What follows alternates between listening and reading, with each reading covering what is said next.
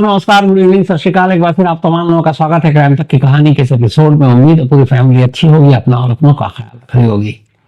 इस दुनिया में आज भी बहुत सारे ऐसे देश हैं जहां राजशाही है, जहां राजा है, लेकिन शायद पूरी दुनिया में इस देश की कोई दूसरी मिसाल नहीं है जहां डेमोक्रेसी के साथ राजशाही तो है, लेकिन जैसे प्राइम मिनिस्टर या प्रेसिडेंट अलग अलग देशों में इनका एक कार्यकाल होता है, टेन्योर। जैसे अमेरिका में 4 इयर्स के लिए होता है प्रेसिडेंट का, हमारे यहाँ प्राइम मिनिस्टर या प्रेसिडेंट के लिए 5 साल होता है। तो ऐसे ही एक देश है जहां जब किसी को राजा चुना जाता है तो सिर्फ 5 साल के लिए, 5 साल के बाद फिर दूसरा राजा चुना जाता है। ये कहानी मलेशिया की है। मलेशिया टूरिस्ट एक बहुत बड़ा हब है, बहुत सारे लोग जाते हैं।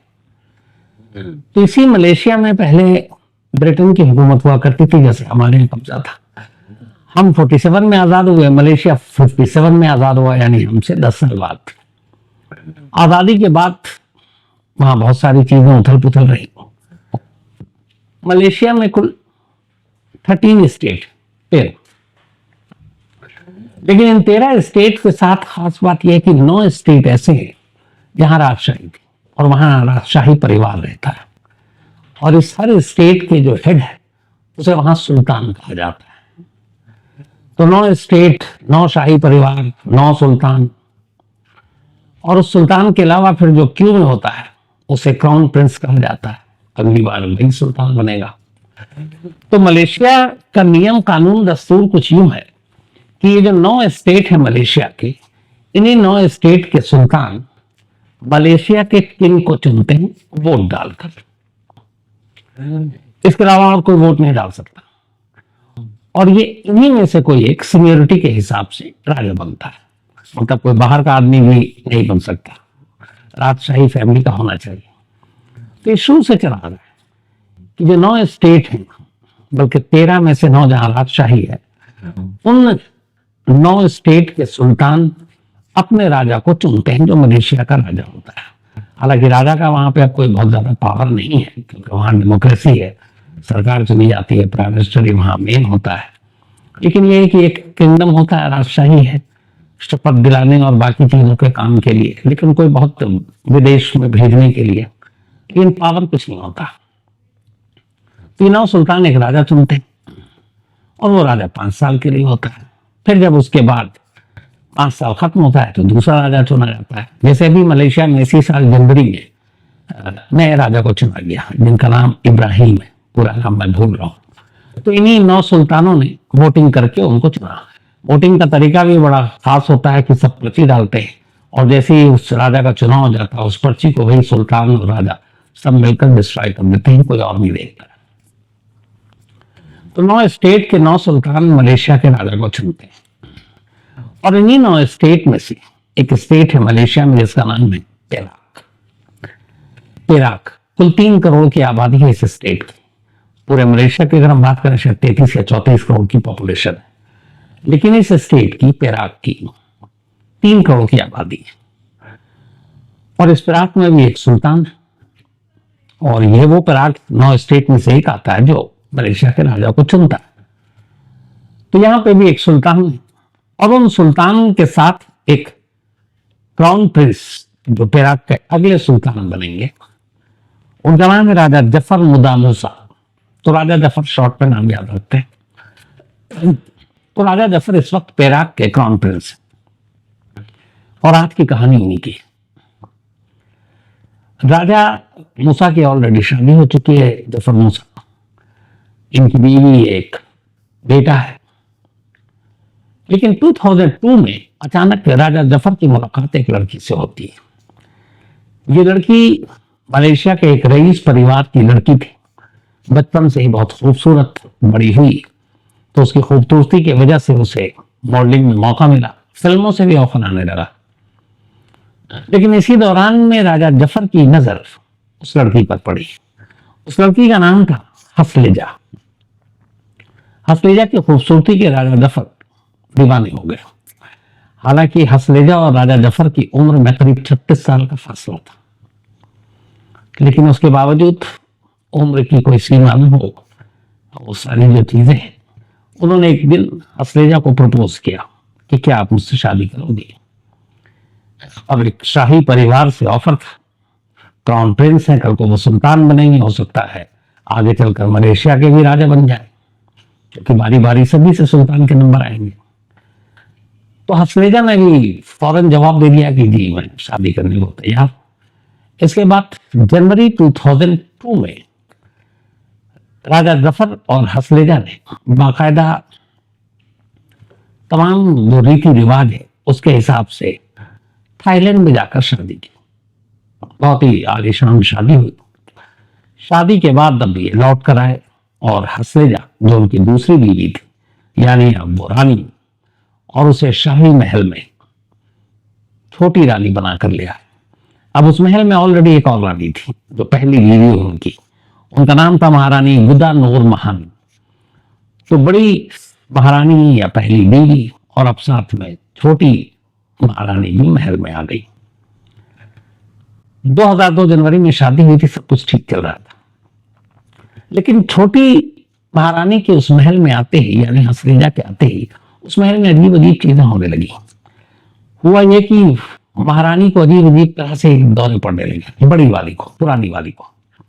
वो कहती कि कभी मुझे सरकटे पर परिंदे दिखाई देते, कभी उन्हें बच्चों के रोने की आवाज आती, कभी कमरे में सांप दिखाई देता।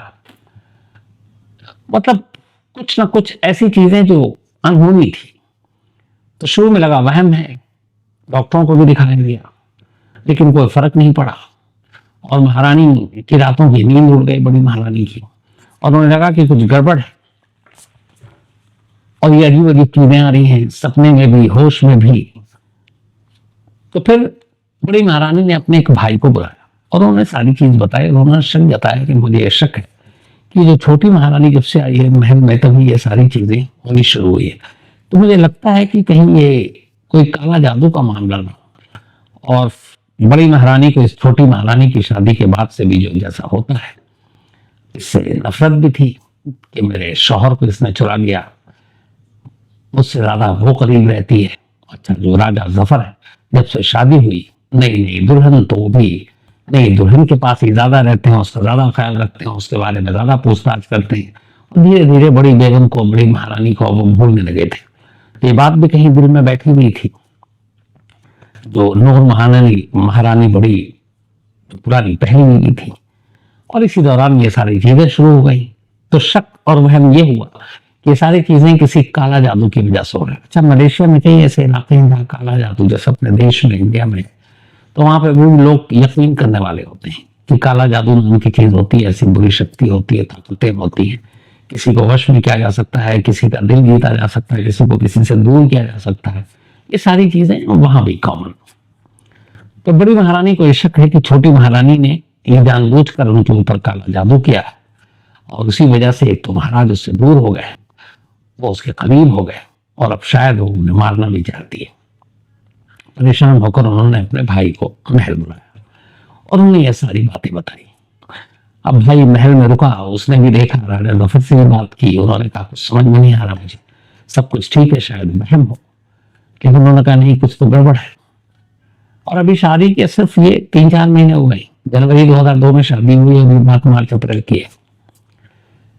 तो भाई भी आ गए, लेकिन हालात में कोई सुधार नहीं। हर दिन महारानी रात को चीख रहे हैं और फिर कहें कि मुझे परिंदे दिखाई दे रहे हैं जिसका सर कटा हुआ है, मुझे खून दिखाई दे रहा है, मुझे बच्चों के रोने की आवाज दिखाई दे रही है, मुझे सांप दिख रहा है। भाई ने भी ये सारी चीजें देखी, अपनी बहन की आवाज सुनकर कई बार रात को उठा, हालांकि उसे कुछ दिखा नहीं, लेकिन उसे एहसास हो गया कि कुछ तो गड़बड़ है। उसने कहा ठीक है, मैं कुछ करता हूँ। अब इसके बाद भाई महल से लौटता है और उसे भी यकीन दिला दिया था उसकी बहन ने कि ये मामला काला जादू का है। तो इस काला जादू का तोड़ कैसे निकाले, इसी की तलाश में भाई उस महल से निकलता है और अपने इलाके में जाता है। कुछ दिन के बाद वो महल में लौटता है। जब महल में लौटता है तो 2 लोगों को अपने साथ लेकर आता है। जो 2 लोगों को अपने साथ लेकर आया था वो उसे उस महल में अपनी बड़ी बहन यानी महारानी के पास एक नौकर के तौर पर लाया था कि वो उसके आसपास रहेगा। लेकिन असलियत ये थी कि जो दोनों नौकरों को लेकर आया था, नौकर के नाम पर, वो मलेशिया में एक जाति है बोमो हज। बोमो हज वो लोग हैं जो जैसे अपने यहाँ तांत्रिक होते हैं, तो बोमो हज वो जो जादू टोना टोटका काला मंत्र इन सब में महारत रखते हैं, इसके एक्सपर्ट होते हैं। तो वो लेकर आया भाई दो बोमो हज को कि अगर ऐसा कोई जादू टोना किया है छोटी महारानी तो ये उसका तोड़ निकालेगा। अब वो आए, लेकिन अभी भी धीरे धीरे हालात वैसे ही, हालात सुधर नहीं रहे। करते करते अब अक्टूबर का महीना आ गया 2002।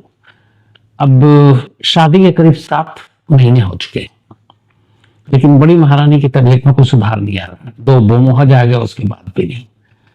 अचानक 6 अक्टूबर को 2002 6 अक्टूबर, एक रोज छोटी महारानी महल से गायब हो जाती। छोटी रानी महल से गायब, ऐसा हो नहीं सकता शाही परिवार से कोई गायब हो जाए। लेकिन फिर ये हुआ कि कहीं आसपास घूमने गई होंगी, शाम हो गई लौटी नहीं। तो रानी हसलेजा के गायब होने की खबर रात तक जब फैली तो राजा परेशान, पता कराना शुरू किया गया। तो पता चला कि कुछ चश्मदीद थे महल के। उन्होंने कहा कि 2 लोगों के साथ उन्हें गाड़ी पर जाते हुए देखा है। तो जिस तरीके से वो जा रही थी ऐसा लगता था जैसे उनको बबरन गाड़ी में बिठाया गया। अब ये बात और भी थी फिक्र करने वाली। फौरन राजा ने, फिर मलेशिया में ये नहीं है कि आपने ताली बजाई और राजशाही वाला वही है कि हाजिर हों, उठाया नहीं। डेमोक्रेसी है वहां पर, सुनहरी सरकार है वहां, पुलिस है, कानून है, अदालतें। तब ये मामला रिपोर्ट लिखाया गया कि महल से महारानी गायब है। अब पुलिस तफ्तीश कर रही है। इसके बाद अगले दिन पुलिस को महारानी की जिस गाड़ी में ले जाया गया था वो कार एक जगह पर लावारिस हालत में मिली। जब उस कार की तलाशी ली गई तो पुलिस को अंदर से कुछ महारानी के नाखून, बाल कटे हुए, कुछ खून के धब्बे गाड़ी में मिले। जब खून के धब्बे मिले तो पुलिस वालों के भी रोंगटे खड़े हो गए, उन्हें लगा कि कुछ गड़बड़ है। अब महारानी की तलाश जारी है। तभी महारानी को गायब हुए करीब करीब 6 दिन हो गए थे। 6 दिन के बाद 12 अक्टूबर को अचानक कुछ लोग खबर करते हैं कि इसी पेराक में एक बहुत ही खूबसूरत टूरिस्ट स्पॉट है, वहां पर झरने वरने हैं, फॉल है, और उसी के बराबर में पहाड़ी पर एक पेड़ है और उस पेड़ से एक लाश लटकी हुई और लाश बुरी तरह से सड़ चुकी है। जब यह खबर मिली लोग भाग कर आए, पुलिस पहुंची। लाश का गला कटा हुआ था। पुलिस ने लाश को नीचे उतारा और उसके बाद उस लाश को देखने के बाद ही, हालांकि लाश सड़ चुकी थी, पर कुछ चीजों से ये पहचान हो गई कि वही गुमशुदा और रानी हसलेजा है और बहुत बुरी तरह से कत्ल किया गया था। पूरे शरीर पर जख्मों के निशान थे और गला कटा हुआ था। खैर, लाश को उतारने के बाद अब पुलिस, एक मर्डर का मुकदमा था, वो भी शाही परिवार के अंदर, वो भी छोटी महारानी का। अब तफ्तीश शुरू होती। इधर राजा साहब सदमे में, राजा सफर, क्योंकि 7 महीने पुरानी सिर्फ शादी थी। अब पुलिस ने अपनी तफ्तीश शुरू की। जो कार बरामद हुई थी उस कार के हिसाब से विटनेस से पता चला कि जो 2 लोग कार में आखिरी बार देखे गए थे वो इसी महल के थे। पुलिस ने उन दोनों को उठाया महल के अंदर से निशानदेही पर, हुलिये के आधार पर। तो वो दोनों वही थे बोमहोस जो बड़ी महारानी का भाई अपने इलाके से लेकर आया था, जो तंत्र मंत्र और काला जादू और इन सब को मतलब निपटाने में माहिर। तो वो दोनों बोमोहज बिरादरी के तांत्रिक थे। अब आखिरी बार उन्हीं को देखा गया। पुलिस ने उन्हें उठाया, सख्ती से पूछताछ की। दोनों ने अपना जुर्म कबूल कर लिया। उन्होंने कहा कि हमने ही छोटी महारानी का कत्ल किया है, हम उन्हें लेकर गए थे किसी बहाने से और फिर हमने उनका गला काटा और उसके बाद लाश को एक पेड़ से लटका कर, ताकि वहां किसी की नजर न पड़े, और चले गए। अब 2 लोग अपना जुर्म कबूल कर चुके थे। इधर शाही परिवार में एक छोटी महारानी का कत्ल, मलेशिया के अखबारों में सुर्खियां, ज्यादा पुरानी बात नहीं है, सिर्फ 22 साल पुरानी बात है। तब तक ये न्यूज चैनल वाले सबकी बात आ चुकी थी, सोशल मीडिया इतना हावी नहीं था। अब हर तरफ सुर्खियां, खबर, अजीब अजीब बातें हो रही है। इसके बाद उन दोनों ने अपना जुर्म कबूल कर लिया। उसके बाद पुलिस ने पूछा कि भाई को मोटिव तो होगा। अभी तक वो कह रहे हैं हमने कत्ल किया, आप हमें जो भी सजा देनी है दे दो, मोटिव नहीं बता रहे। अब राजा साहब ने कहा नहीं, मोटिव तो पता करो। तो सुल्तान, मतलब उस वक्त वहां के राजा जफर, सुल्तान जफर। तो पुलिस ने, मलेशियन पुलिस ने, इराक की पुलिस ने दोनों से फिर सख्ती से पूछताछ की। उसके बाद उन्होंने एक सनसनीखेज खुलासा किया। उन्होंने कहा हमने छोटी रानी का कत्ल तो किया है, लेकिन ये हमने बड़ी महारानी के कहने पर किया। अब ये सुनकर पुलिस वाले के भी होश उड़ गए। मामला शाही परिवार का है, मामला क्राउन प्रिंस की वाइफ का है। यही क्राउन प्रिंस आगे चलकर पहले पेराक के फिर मलेशिया के किंग भी बन सकते हैं। अब क्या किया जाए? लेकिन जो दो कातिल हैं वो एक्सेप्ट कर रहे हैं कि हमने ये बड़ी महारानी के कहने पर किया। अब तार ये जोड़ रहे हैं कि दोनों कातिल उसी जगह से, उसी इलाके से वही भाई लेकर आए जहां से बड़ी महारानी है। तो क्या किया जाए? बात पेराक के राजा तक पहुंची। अब ये क्राउन प्रिंस राजा जफर, जिनकी दूसरी पत्नी का कत्ल हुआ है, जो उनके फादर है, वो वहां के पेराक के राजा है। अब पुलिस वहां तक पहुंची कि बताए क्या किया जाए। तो उन्होंने कहा कि ठीक है, जो कानून के हिसाब से आप कर सकते हैं आप कीजिए। इसके बाद पहली बार पेराक के इतिहास में वहां की रानी को पुलिस ने गिरफ्तार किया, इल्जाम छोटी रानी के कत्ल का।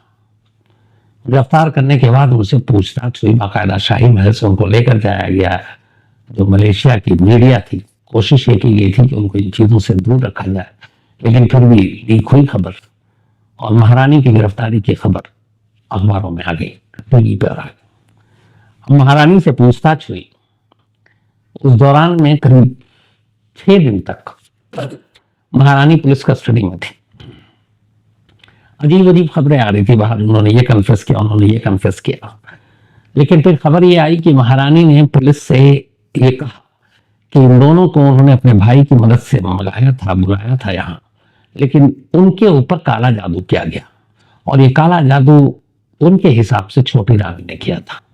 और इसीलिए मैं, जो मेरे ऊपर जो काला जादू किया गया था, मैं उसका तोड़ चाहती थी। मैं चाहती थी कि मैं इस जादू के मंत्र से, इसके सम्मोहन से मैं खुद को आजाद कर लूं।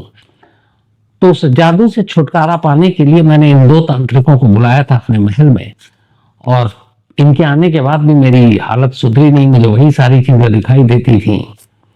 तो फिर मैंने इनसे कहा कि एक काम करो, तुम छोटी रानी का ही वो सारे तंत्र की शक्ति को खत्म कर दो, जो जादू टोना की शक्ति है। तो मैंने ये कहा था कि उसकी, क्योंकि मुझे यकीन है कि उसी ने ये किया, उसी ने मुझे मेरे मतलब शौहर से दूर किया, वो करीब आई, छोटी रानी बनी। कल को हो सकता है कि अगर मलेशिया का राजा बनने की बारी आई तो मैं शायद किनारे हो जाऊं। तो ये सारी चीजें सोचते हुए मैंने कहा था कि ये सब कुछ उसने अपने तंत्र मंत्र काला जादू के सहारे किया, तो तुम उसकी इस शक्ति को छीन लो। तो मैंने अपने इन दोनों तांत्रिकों से उसकी शक्ति छीनने के लिए कहा था, न कि उसे मारने के लिए कहा था।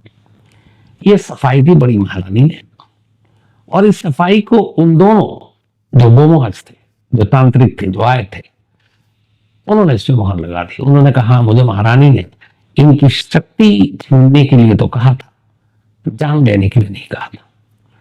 तो उन 2 कातिलों का यह बयान और बड़ी महारानी की यह सफाई, इसके बाद महारानी को सिर्फ 1 हफ्ते की सजा हुई। 1 हफ्ते बाद वो वापस अपने महल में लौट गई। इधर इन दोनों को गिरफ्तार किया गया, इनके लिए सजा मौत की मांग की गई, लेकिन फिर अदालत ने मलेशिया की इन दोनों को 14 साल कैद की सजा सुनाई।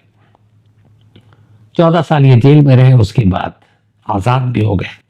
उधर इन सारी चीजों के होने के बाद 2017 में बड़ी महारानी की भी मौत हो गई, 2017 में। इस इंसिडेंट के 15 साल बाद, 15 साल तक वो उसी महल में रही और अकेली महारानी वही थी। राजा जफर ने फिर कभी कोई दूसरी शादी नहीं की, न फिर कभी इश्क किया, और दूसरी महारानी को वो भुला नहीं पाए थे, उसकी मौत को भुला नहीं पाए थे। इसलिए उन्होंने फिर बड़ी महारानी के साथ ही अपनी जिंदगी गुजारी 2017 तक। 3 अक्टूबर 2017 को बड़ी महारानी रानी मुदा नूर महानी की मौत हो गई बीमारी से, और उनकी मौत के 2 साल के बाद राजा जफर ने रॉयल फैमिली की ही एक महिला से तीसरी शादी की, और इस बार जिन्होंने जिससे शादी की वो रॉयल फैमिली की थी, लेकिन उनके शौहर की मौत हो चुकी थी, वो एक विधवा थी, उनसे शादी की 2019 में। आज की तारीख में 2024 तक राजा जफर और उनकी तीसरी बीवी दोनों शाही महल में साथ हैं। एक क्राउन प्रिंस और पेराक स्टेट के आने वाले वक्त में ये सुल्तान होंगे। और इसके बाद सीनियरिटी के हिसाब से, चूंकि अभी 2024 में इब्राहिम मलेशिया के नए राजा बने हैं, किंग 29 तक उनका है।